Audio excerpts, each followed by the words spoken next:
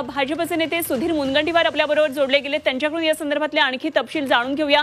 Mungantiwar sir, आत्ताच आम्हाला माहिती कळतेय विश्वसनीय सूत्रांकडून येत्या 2 दिवसांमध्ये धनंजय मुंडे यांच्याबाबतचा निर्णय होईल असं कळतंय। अधिवेशन आजपासून सुरू होतंय, काय 2 दिवसांमध्ये या घडामोडी घडतील? नाही, घडामोडी काय घडतील याची माहिती मला नाही। मुख्यमंत्री महोदय हे या संदर्भामध्ये निर्णय घेण्यासाठी सक्षम आहेत।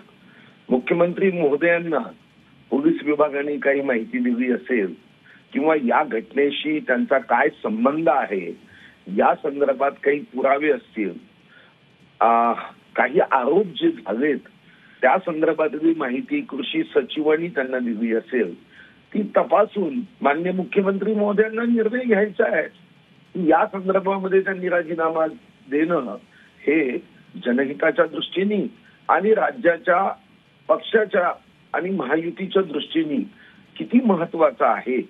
एकतर हे करावं लागेल किंवा जर या आरोपामध्ये काही सत्यता नसेल तर सभागृहामध्ये त्याची विस्तृत माहिती द्यावी लागेल।